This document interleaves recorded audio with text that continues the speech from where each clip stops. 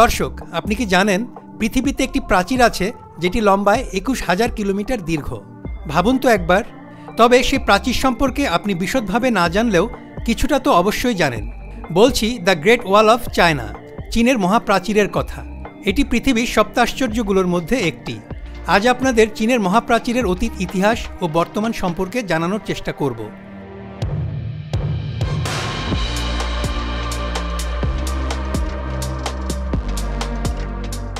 আজ থেকে কয়েক হাজার বছর আগের কথা।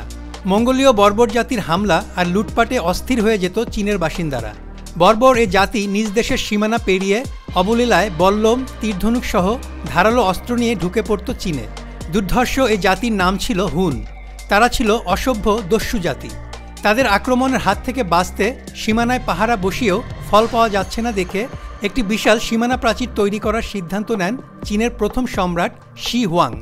হুন জাতির দৌরাত্ম্য ঠেকানোর জন্য শুরু হয়ে গেল প্রাচীর বানানো।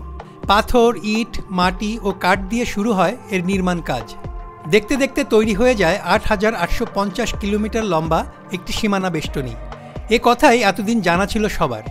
সম্প্রতি একটি জরিপে দেখা গেছে পুরো প্রাচীরের সম্মিলিত দৈর্ঘ্য আসলে ২১,০০০ কিলোমিটার লম্বা, যা পৃথিবীর বিষুবরেখার দৈর্ঘ্যের অর্ধেকেরও বেশি। পৃথিবীর বিষুবরেখার দৈর্ঘ্য হল ৪০,০০০ কিলোমিটার। বিস্ময় বনে যেতেই হয় এত বড় প্রাচীর দেখে, কারণ চীনের মহাপ্রাচীর মানুষের হাতে তৈরি পৃথিবীর সবচেয়ে বড় স্থাপত্য।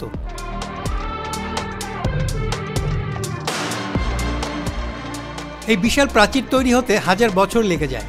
উত্তর চীনের প্রায় ১৫টি অঞ্চল জুড়ে মহাপ্রাচীরের অবস্থান।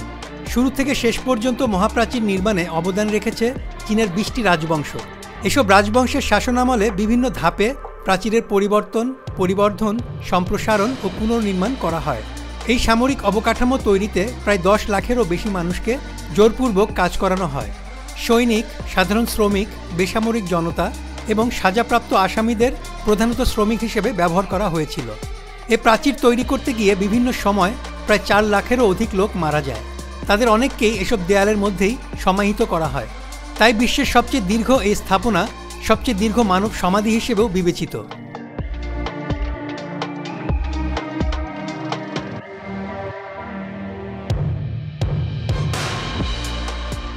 খ্রিস্টপূর্ব ৫ম শতক থেকে ১৬শ শতক পর্যন্ত চীনের উত্তর সীমান্ত রক্ষার জন্য অনেক প্রাচীর তৈরি করা হয়েছিল।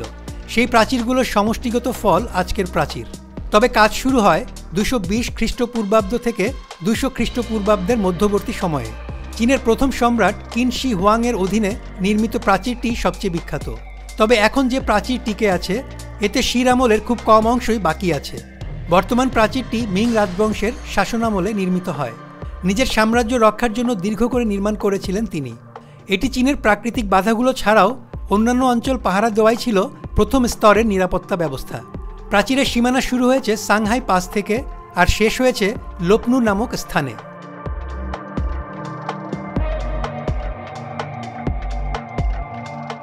একটু একটু করে কাজ এগিয়ে নিয়ে গেছেন চীনা শাসকরা। রাজধানী বেইজিং থেকে প্রায় ৫১ কিলোমিটার দূরে অবস্থিত এই মহাপ্রাচীর। পাহাড়ের পাদদেশ বেয়ে আঁকাবাঁকা নদীর মতো এই প্রাচীর বুক দিয়ে আগলে রেখেছে চীনকে। সমতল ভূমি থেকে প্রাচীরের গড় উচ্চতা ৫ থেকে ৮ মিটার বা ২০ ফুট এবং সর্বোচ্চ উচ্চতা প্রায় ৪৬ ফুট। এ প্রাচীরের সর্বনিম্ন অবস্থান সমুদ্রপৃষ্ঠ বরাবর এবং সর্বোচ্চ অবস্থান ৪,৭২২ ফুট। ২৫ ফুট চওড়া এই প্রাচীরের ওপর দিয়ে একসঙ্গে ৬ অশ্বারোহী পাশাপাশি ছুটে চলে যেতে পারেন।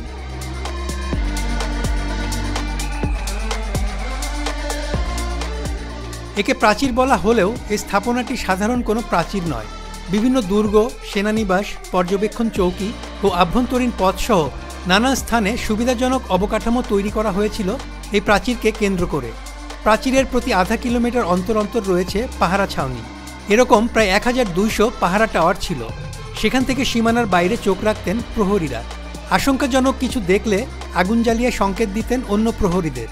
এভাবে একসঙ্গে প্রাচীরের উপর পাহারায় থাকা প্রহরীরা সতর্কভাবে জেনে যেতেন শত্রুর অবস্থান। এই পদ্ধতিতে ধীরে ধীরে শত্রুর কবল থেকে রক্ষা পেল দেশ। সেই সীমানা রক্ষা কবচ আজ পৃথিবীর আশ্চর্যতম বস্তুর একটি। ১৯৮৭ সালে ইউনেস্কো এটিকে বিশ্ব ঐতিহ্য হিসেবে ঘোষণা করে।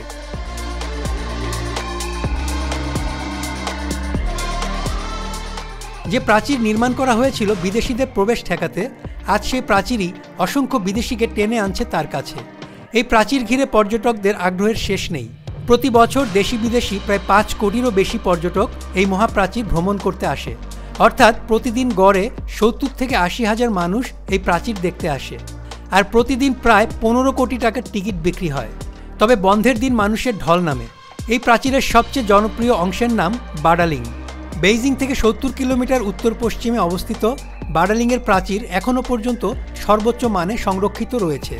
বিদেশিদের চেয়ে চীনের জনগণ প্রাচীর দেখতে আসে বেশি, কারণ এটি চীনের একটি জাতীয় পার্ক। প্রাচীরের টিকিট বিক্রির টাকায় চীন সরকারের অনেক উন্নয়নমূলক কাজ করা হয়। কত শ্রমিক এর পেছনে অবদান রেখেছিলেন এর ইয়াত্তা নেই। তবে প্রাচীর নির্মাণ কাজ ছিল দারুণ ব্যয়বহুল। এ অর্থ ব্যয়ের বিরোধিতা করেছিলেন চীনের কমিউনিস্টের প্রবক্তা মাও সেতুং। কিন্তু এই প্রাচীরই আজ চীনের রাজস্ব আয়ের একটি বড় অংশ। এই প্রাচীর এখন চীনের জাতীয় গর্বের প্রতীক, বিশ্ব সভ্যতার একটি অমূল্য সম্পদ।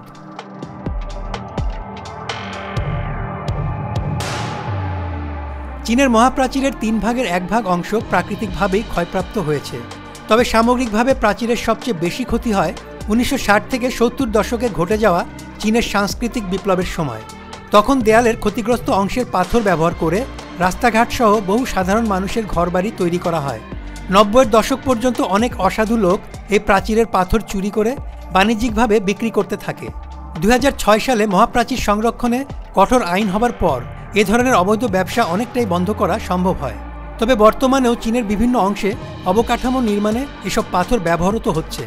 এ কারণে মারাত্মক ক্ষতিগ্রস্ত হচ্ছে এই বিশ্ব ঐতিহ্য।